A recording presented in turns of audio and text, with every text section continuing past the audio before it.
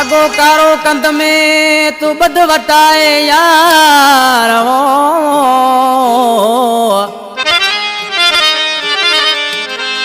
जालम आए जमानो मता नजर लगी दिलदार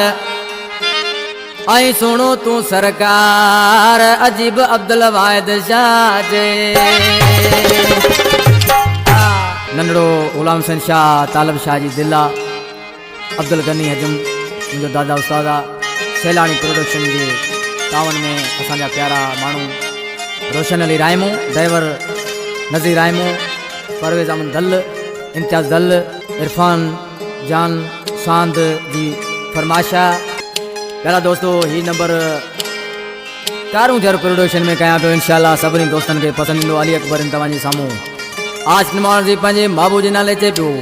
ओ बदी चदकारणो धागो गुलाबी गुल जड़े कंद में बदी चदकारणो धागो गुलाबी गुल जड़े कंद में मता जी नजर पेगा वनी फाजी न तू बंद में मता जी नजर पेगा वनी फाजी न तू बंद में बदी चदकारणो धागो गुलाबी गुल जड़े कंद में बदी चदकारणो धागो गुलाबी गुल जड़े कंद में मता जी नजर पेगा वनी फाजी न तू बंद में मता जी नजर पेगा वनी फाजी न तू बंद में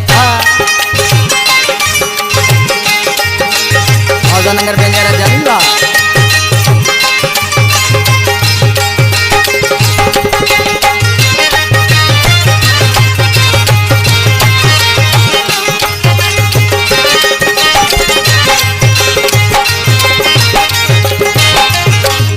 लगी सुठड़ो सबन के तू हूंदे प्यारो तू बैंजन के लगी सुठड़ो सबन के तू बाबा जानी वा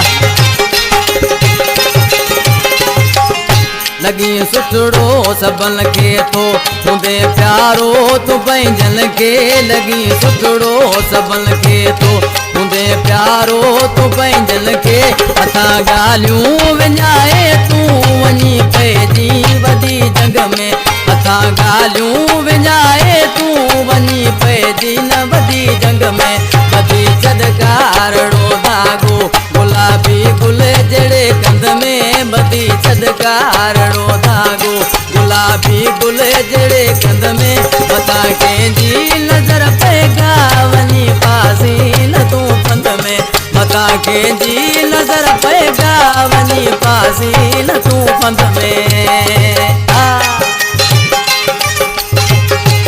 तालब जा सैलानी कलाम पसंद कयो सामू वठो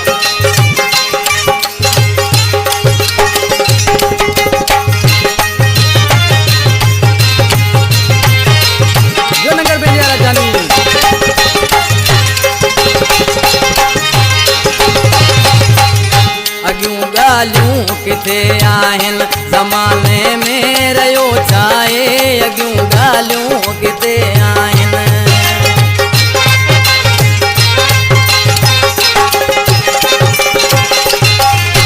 अॻियूं ॻाल्हियूं किथे आहिन ज़माने में रहियो छाए अॻियूं ॻाल्हियूं किथे आहिन ज़माने में रहियो छाए भलाई आ बची बाक़ी मिठा माण्हू तके चंद में भलाई आ बची बाक़ी मिठा माण्हू तके चंद में बदी चदकारणो धागो गुलाबी गुल जड़े कंद में बदी चदकारणो धागो गुलाबी गुल जड़े कंद में मता जी नजर पेगा वनी फासी न तू पंद में मता जी नजर पेगा वनी फासी न तू पंद में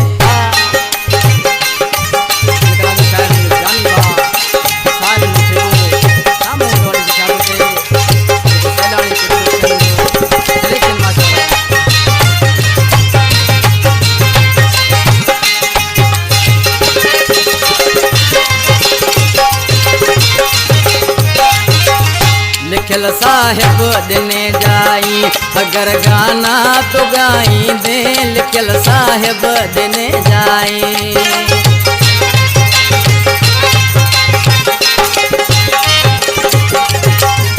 लिखियल साहिब दिने जाई अगर गाना पियो गाईंदे। लिखियल साहिब दिने जाई अगर गाना पियो गाईंदे। सनम मशहूर थी वींदे तेबा साहिब सजी सिंध में। सनम मशहूर थी वींदे तेबा साहिब सजी सिंध में। बदी छदकारड़ो धागो गुलाबी गुल जड़े कंध में। बदी छदकारड़ो धागो गुलाबी गुल जड़े कंध में। मता कंहिंजी नज़र पे का वञी फासी न तूं पंध में। मता कंहिंजी नज़र पे का वञी फासी न तूं पंध में।